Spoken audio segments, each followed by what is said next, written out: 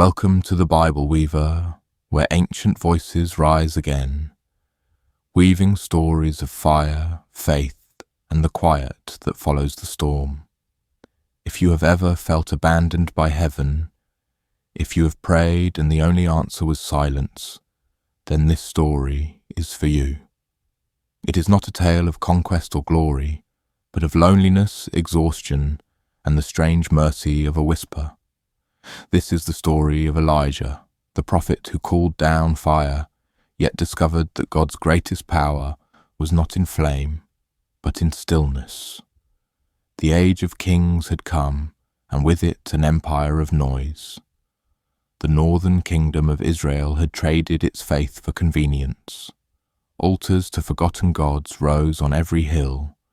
Incense filled the air with the scent of rebellion, and prophets of silence were drowned out by the clamour of idols.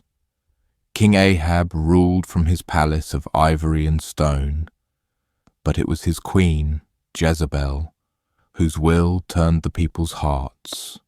Under her command, the priests of Baal filled the land with their songs and sacrifices, their festivals loud and intoxicating. The people danced before the god of storms, while drought crept across their fields like a shadow no one wanted to name.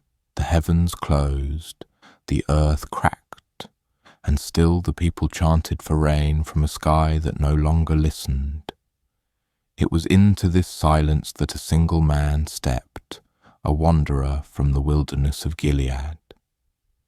He came not with armies or banners, but with a voice that had been trained by solitude, hardened by hunger, and tempered by conviction.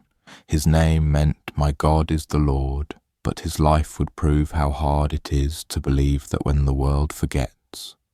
Elijah stood before the throne of Ahab and declared that the heavens would be shut, that no rain would fall until his word was spoken again.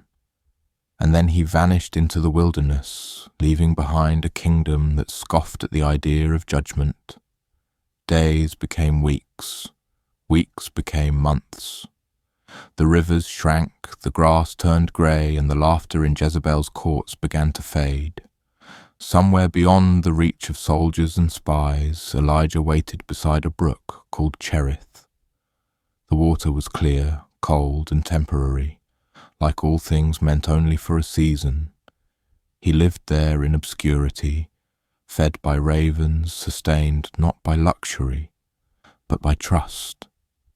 Each morning, as the light crept over the hills, he listened, not for the sound of armies, but for the whisper of the wind that told him he was not forgotten.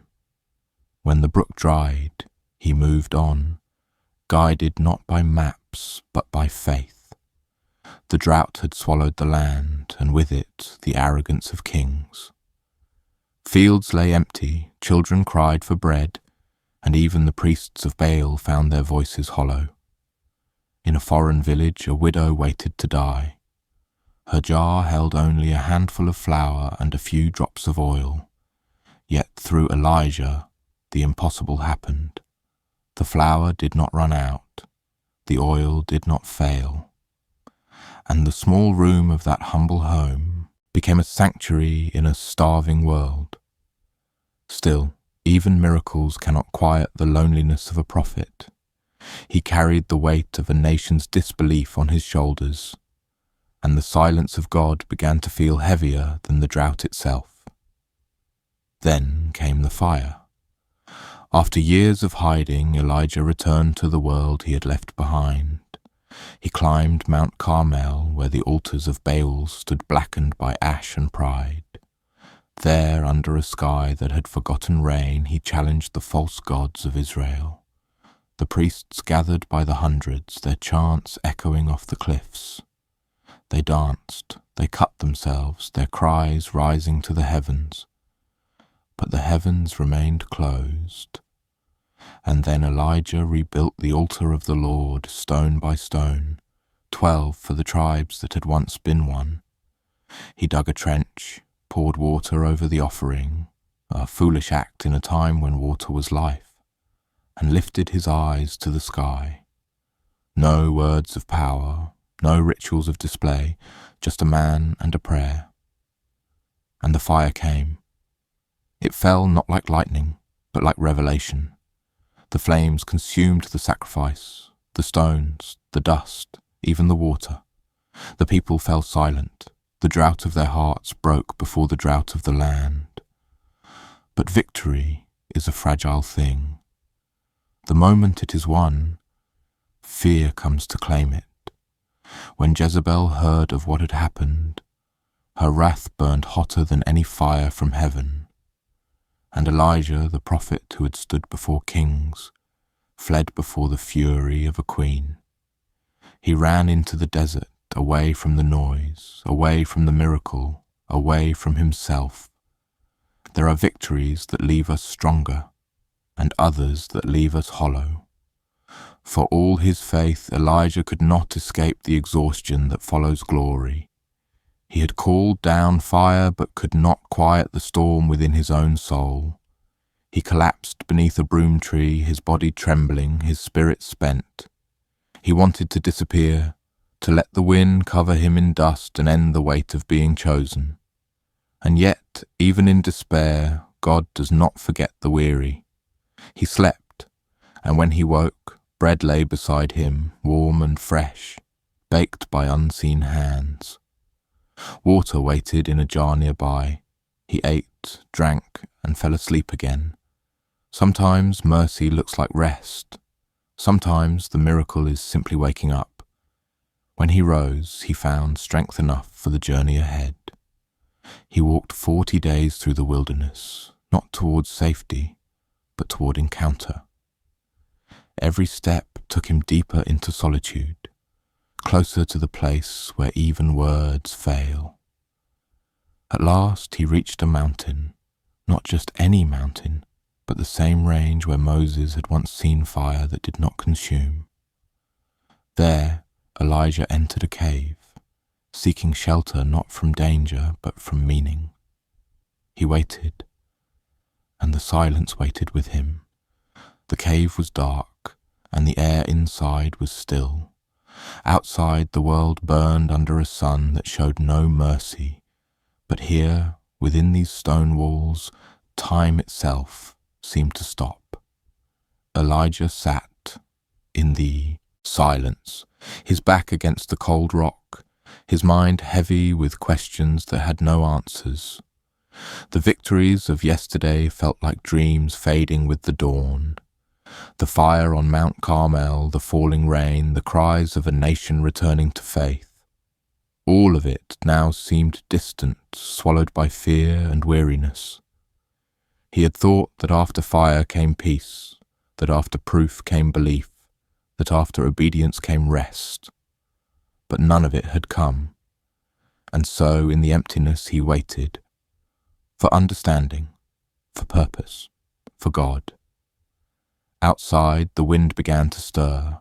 It rose from the valley below, gathering strength as it swept up the mountainside. Soon it howled through the rocks, a storm of dust and sand that shook the earth. The cave trembled, stones broke loose and tumbled down the slope. It was the kind of power men called divine, the kind that breaks, destroys, commands.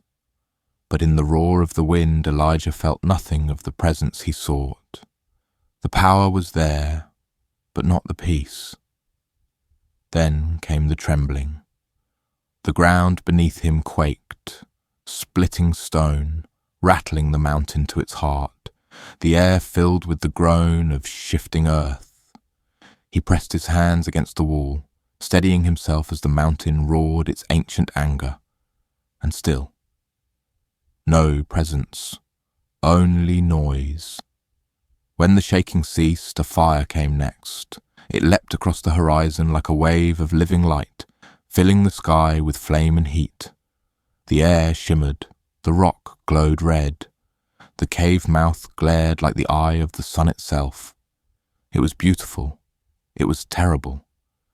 But even in that beauty, Elijah felt no whisper of the divine. And then, the fire died. The wind stilled. The earth grew quiet. For a long moment, there was nothing. No sound, no motion, only the pulse of his own heart and the faint hiss of sand settling into silence. And it was there, in that deep, aching stillness, that he felt it. Not a word, not a sound, but something lighter. A breath, a whisper so soft it could have been mistaken for his own sigh. It carried no command, no accusation, no thunder. It carried only presence. It did not ask for him to prove himself, nor remind him of his failures. It did not echo with the rage of storms or the command of fire. It simply was. And in its stillness he recognized something ancient. The same voice that had called Abraham from his homeland, that had whispered to Jacob in the night, that had thundered on Sinai before growing quiet again. It was not the volume that made it holy. It was the gentleness. Elijah bowed his head, his breath catching in his chest. The cave around him seemed to vanish. The world outside dissolved into nothing but the weight of that whisper. He realized then that he had spent his life chasing the sound of God, when all along God had been found in the spaces between sound. He had looked for the Almighty in thunder, in fire, in judgment, but the Creator of all things had chosen to arrive as silence. It was as if heaven itself leaned close enough to be felt, but not seen. And for the first time since the drought began, Elijah no longer felt alone. He had come seeking answers, but received understanding. He had come broken, but found a peace that did not depend on victory. The whisper said no words, but it filled the emptiness inside him with meaning. It was not instruction, it was presence. And that was enough. He wept, not from sorrow, but from release. For all the years he had carried the burden of being the last voice of truth in a world of lies. He now knew he had never carried it alone. When he stepped from the cave, the mountain was calm. The air smelled of dust and dew, as if creation itself had taken a deep breath. Below him stretched the wilderness, vast, quiet, infinite. The sun touched the peaks with light, and for the first time in years Elijah looked not at what was dying, but at what still lived. Every rock, every grain of sand, every breeze, they were all reminders of a patient God, a God who does not rush to speak, but waits until the heart is quiet enough to listen. Faith, he realized, was not the ability to summon miracles, but the courage to remain in the silence until the whisper comes. The mountain had not changed, but he had. The fear that once gnawed at his spirit now felt distant, like a shadow cast by a setting sun. He began his descent.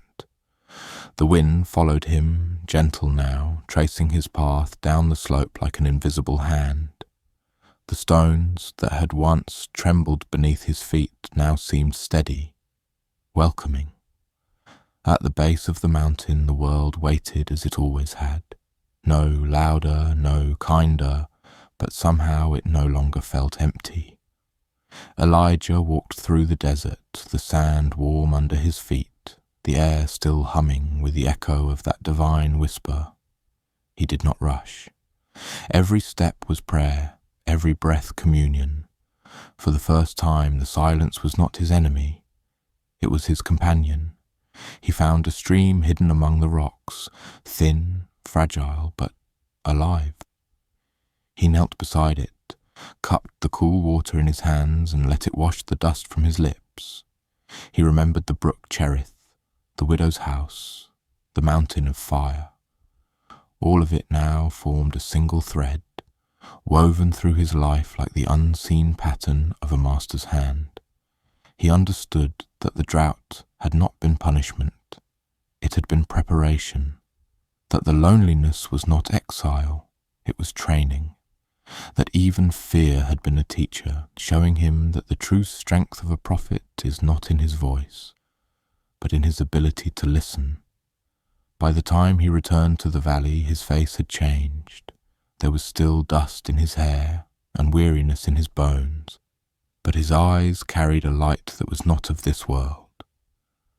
Those who saw him did not recognize him at first. He spoke softly now. He moved slowly.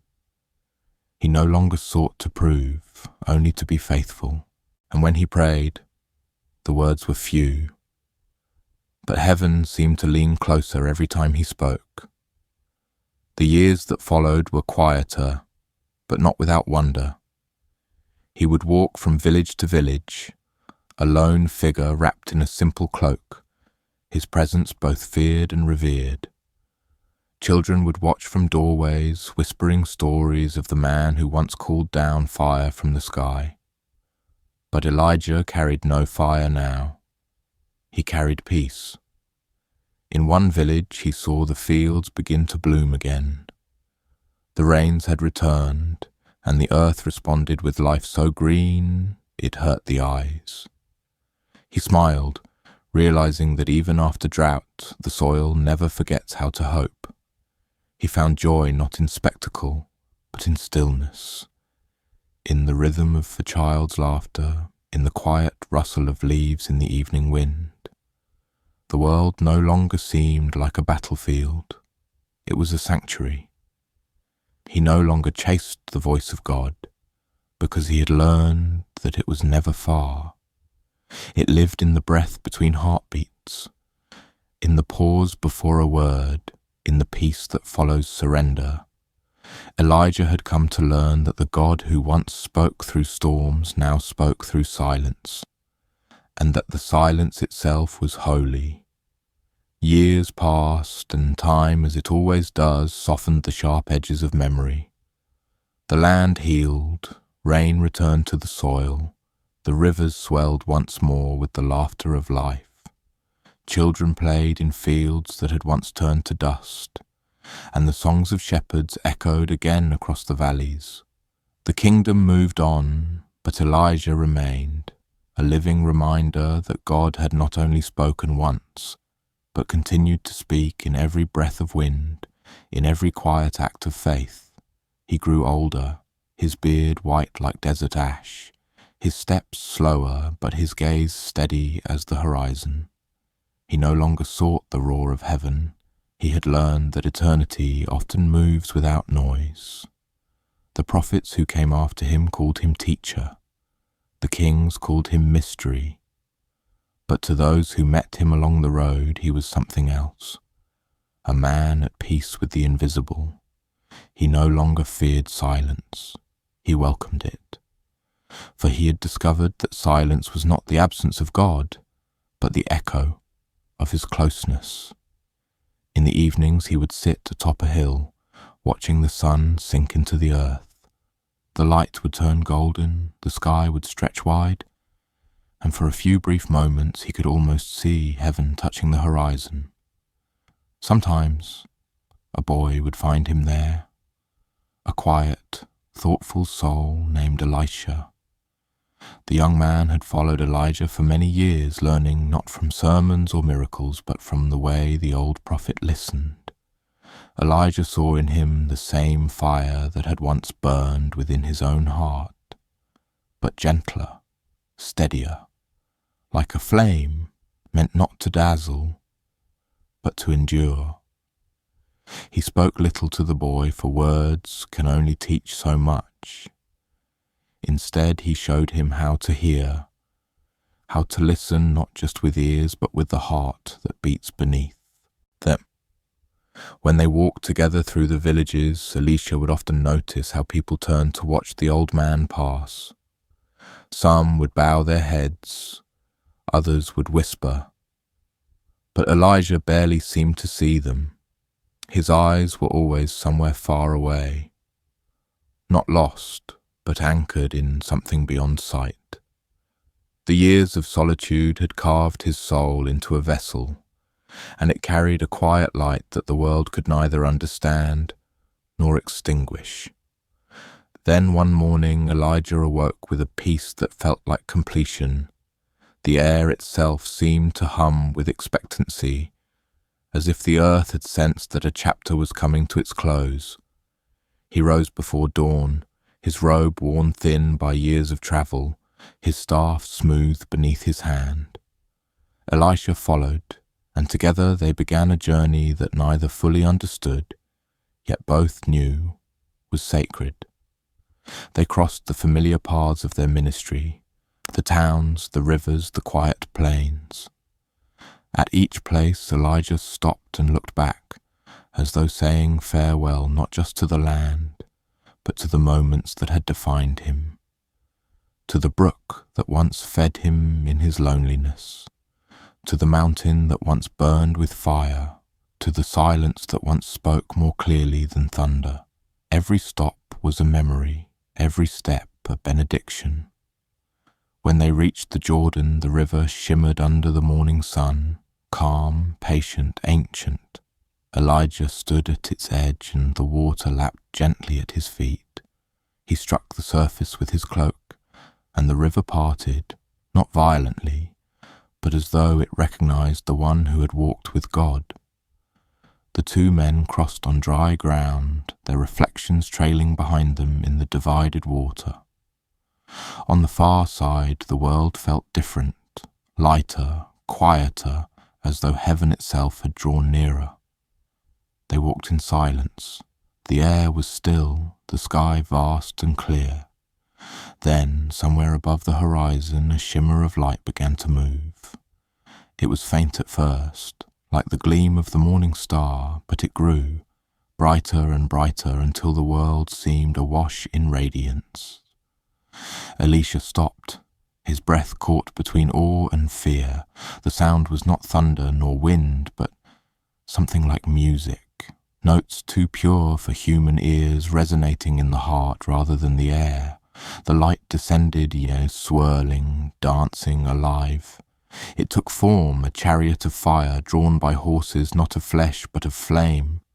The sky itself seemed to open, a doorway between the finite and the infinite. Elijah did not turn away. He stood bathed in that light, his face serene, his hands open. There was no fear, only recognition, as if he had seen this moment long ago in the Whisper. For those who walk long enough with God, departure is not an end, but a return. The chariot drew near, and the world seemed to hold its breath. Fire did not burn, it embraced. Light did not blind, it revealed. And then he was gone, lifted beyond the reach of earth, beyond the grasp of time, into the arms of eternity. The fire that once fell from heaven now carried heaven itself. Elisha fell to his knees, the echo of wind rushing around him. The cloak of his master fluttered to the ground, the symbol of a calling passed on. He picked it up, his hands trembling not with fear, but with wonder. The river still shimmered before him, the dust still swirled in the air, but the world no longer felt empty. He struck the Jordan with the cloak, and once more the waters parted. The same presence that had guided Elijah now moved through him. It was not loud, it did not announce itself. It was quiet, steady, eternal. The Whisper had found a new voice. Years would pass, and generations would speak of Elijah's ascent. They would tell of the fire, the chariot, the wind. But those who truly understood would know that the miracle was not in the fire that took him, but in the stillness that prepared him. For before God takes a man up, he first teaches him to kneel. And before he shows his power, he shows his gentleness. Elijah's story is not about a man who called down fire, but about a man who learned to hear the still, small voice beneath the noise of the world. That same voice still speaks, not in the storm, not in the earthquake, but in the quiet spaces of the heart where faith becomes breath. It speaks in the silence between prayers. It speaks in the waiting that feels endless. It speaks in the moments when we feel forgotten and reminds us that heaven has never turned away. For the God of Elijah is still the God who whispers. if this story moved you. If you've ever felt lost in the silence, may this remind you that silence is not the absence of God, but His invitation. Share this with someone who's waiting for their whisper.